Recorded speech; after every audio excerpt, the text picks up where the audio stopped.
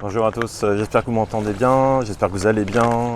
Aujourd'hui on se retrouve sur le boulevard Champlain, donc au bord du Saint-Laurent, rive nord. Je vous mettrai 2-3 vidéos, 2-3 photos de là où je suis. Il y a une tour en fait d'observation dans laquelle je ne vais pas monter pour l'instant parce que je ne suis pas motivé pour monter. Et bien sûr je me fais embêter par la faune locale, donc des mouettes. Je pense que vous entendez le petit clapotis de l'eau. Je pense pas que la marée va m'embêter cette fois. Et puis même si je la vois monter, je m'éclipserai rapidement. Je me suis mis de ce côté-là en fait parce qu'il y a un peu de vent.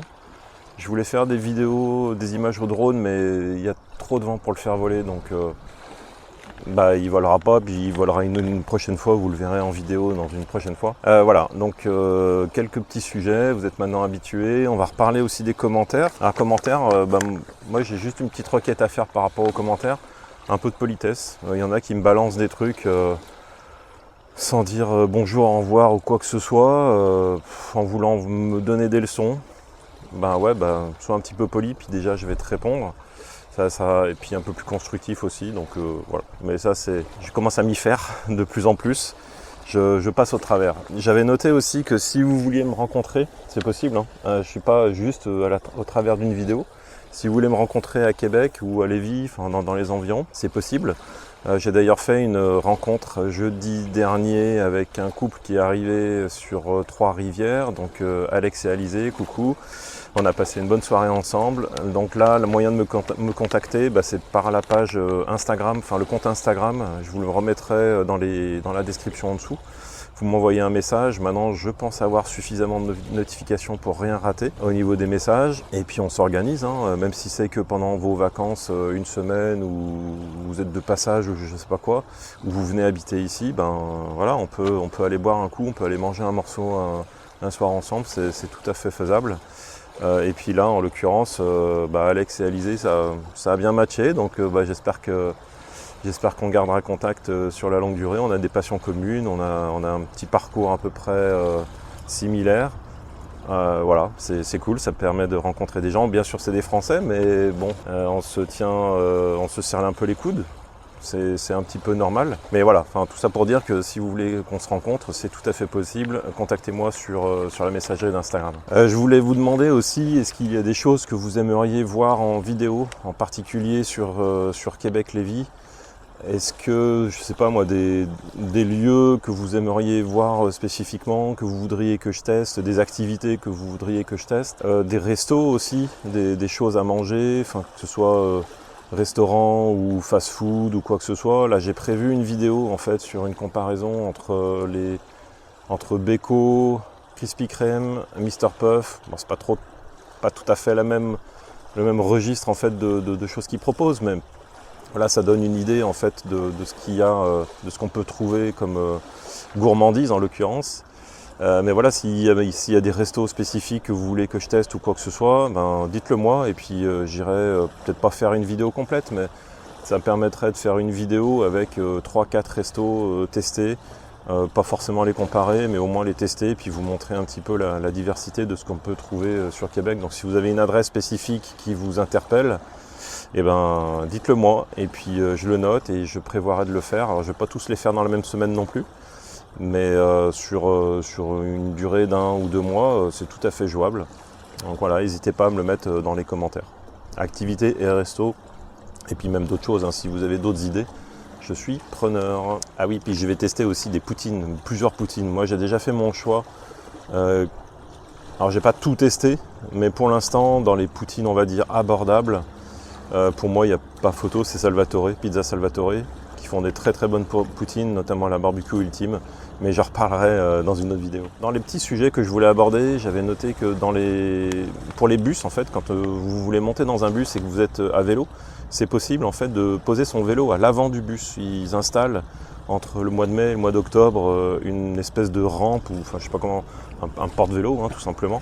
Et c'est possible en fait de mettre 3-4 vélos dessus, donc si jamais vous partez en vélo et puis à un moment donné vous êtes fatigué pour rentrer chez vous, c'est tout à fait possible de mettre son vélo et puis de prendre le bus.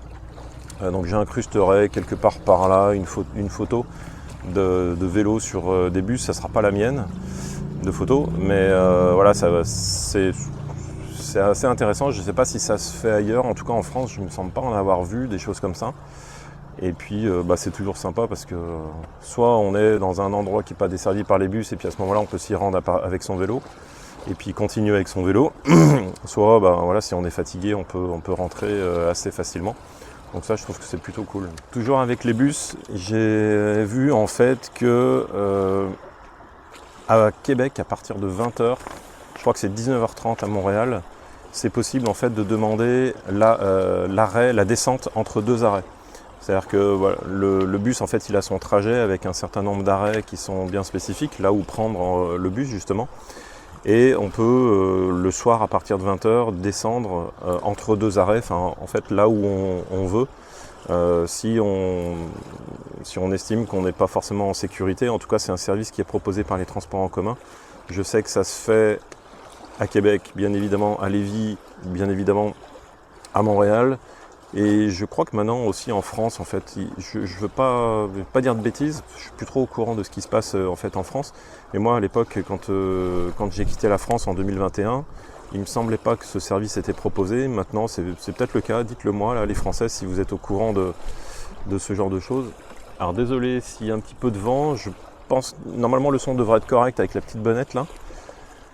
Mais voilà, c'est les aléas et j'ai décidé de faire en fait ces vlogs dehors. Donc c'est avec les aléas de la météo, du vent, etc. Bref, donc les bus en fait qui peuvent s'arrêter entre deux arrêts et vous faire descendre, il faut juste le demander en fait au chauffeur. Et puis il s'arrête. Voilà, c'est plutôt sympa en fait pour les gens qui se considèrent pas forcément en sécurité. En tout cas qui ont peut-être un petit peu peur de marcher un petit peu dans la rue, sachant qu'il y a vraiment zéro problème de sécurité.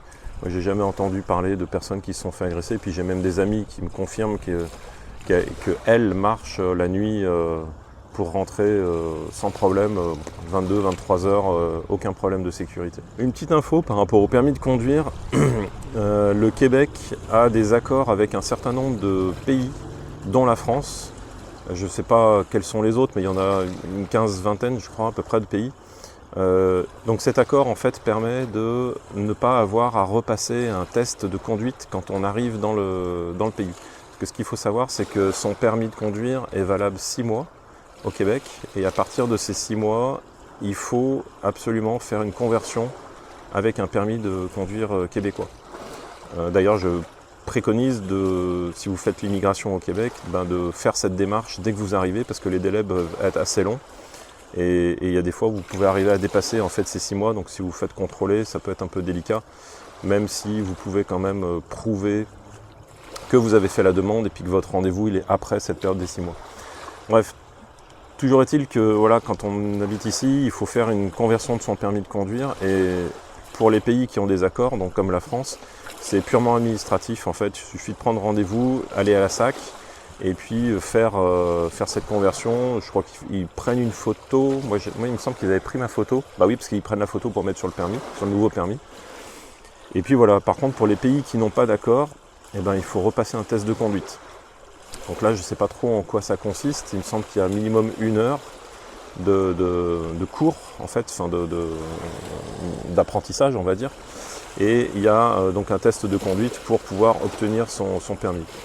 Moi je trouve qu'en fait l'heure de conduite elle devrait être obligatoire pour tout le monde, parce qu'on n'est pas forcément au courant du code de la route, même si ici ça s'appelle, je sais plus comment ça s'appelle, c'est pas le code de la route, je crois que c'est le guide de sécurité.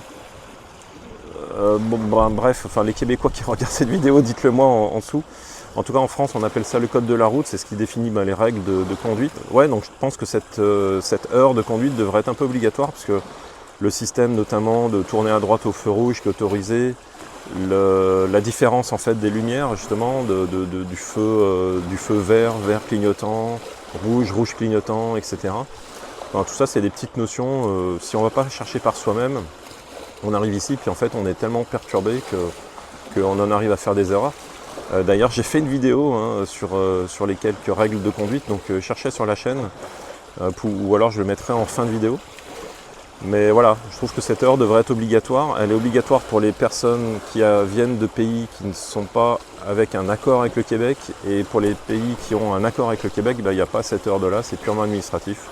Voilà, donc une petite info aussi, si jamais vous venez bientôt habiter ici.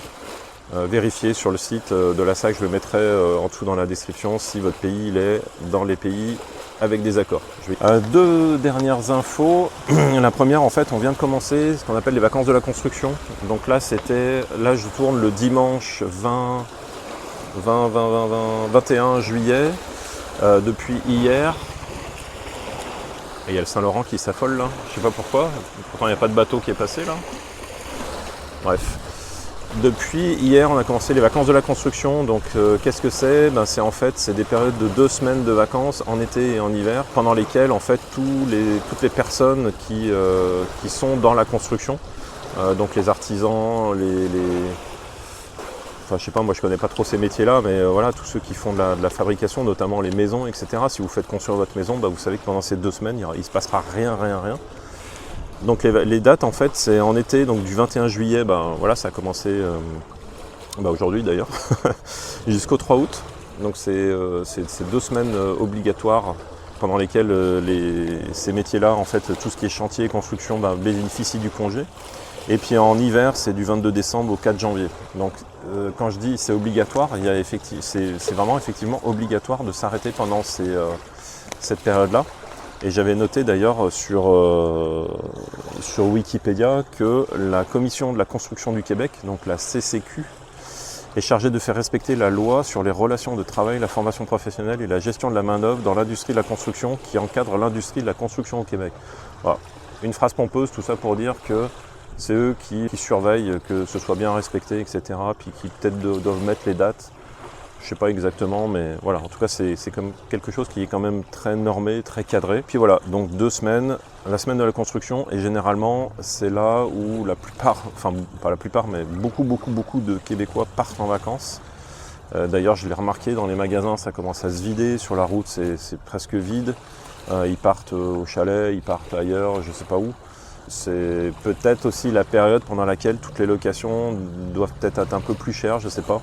Donc éviter, je ne sais pas s'il faudrait du coup éviter en fait cette période-là. Mais voilà, si jamais vous constatez des différences de prix de location par rapport à juillet-août sur ces 2 semaines spécifiques, ça peut être justement à cause des vacances de la construction.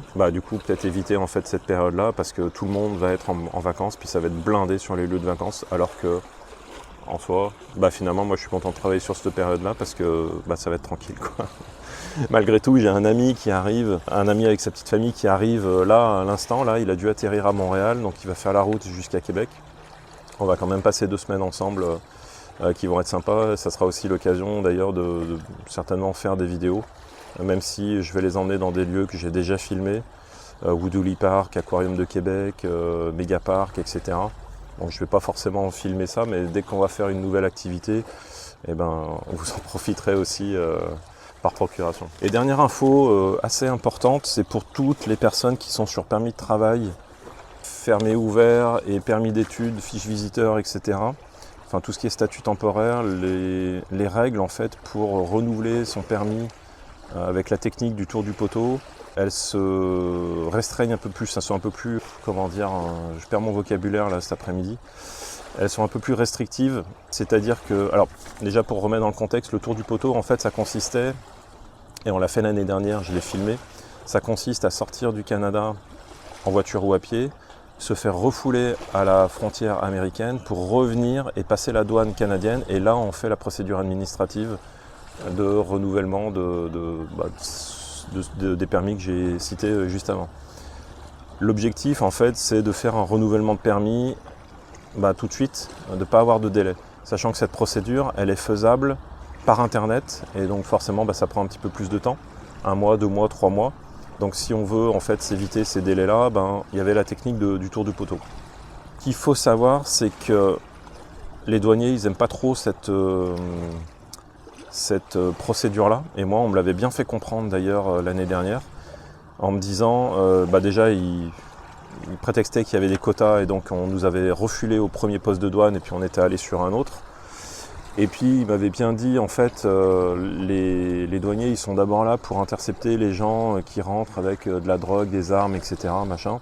Oui, je veux bien le croire, je suis d'accord, que ce soit la priorité, oui effectivement ça reste de la délinquance, de la répression, etc.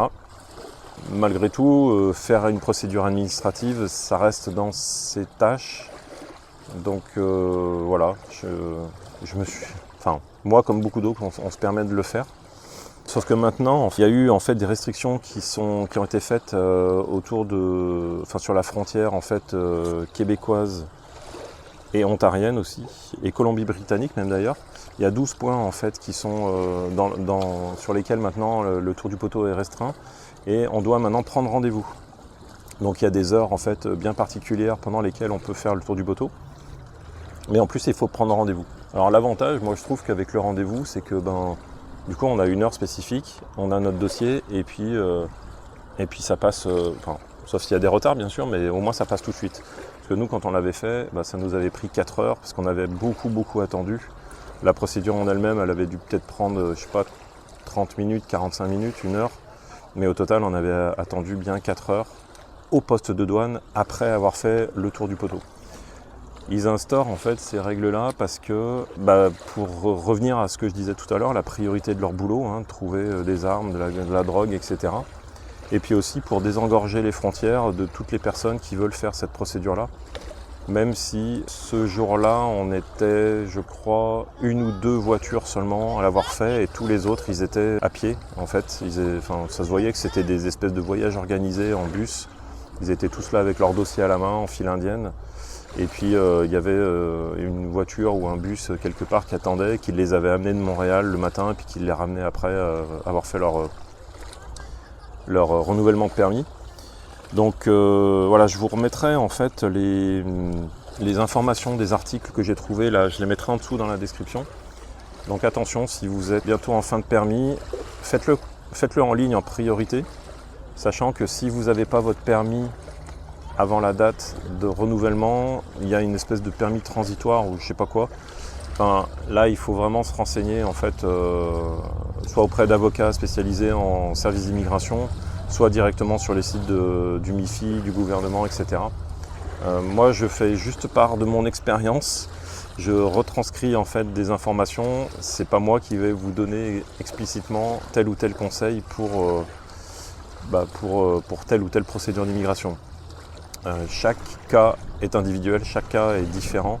Je ne me lance pas dans une explication d'immigration pour chacun.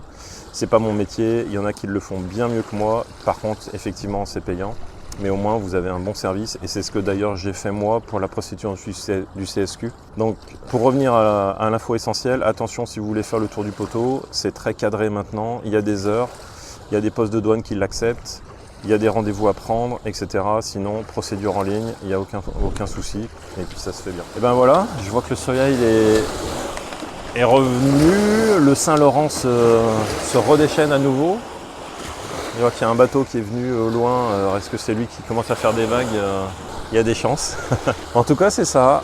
J'espère que vous avez appris des nouvelles infos. Et puis, n'hésitez pas à me donner, mettre un petit commentaire si vous voulez que je teste restaurant, activité ou je ne sais quoi sur Québec. Je me ferai un plaisir de vous tester ça, de vous le filmer, de vous dire ce que j'en pense en toute objectivité. Et puis voilà, je vous souhaite un bel été et puis je vous retrouve dans une prochaine vidéo. Salut!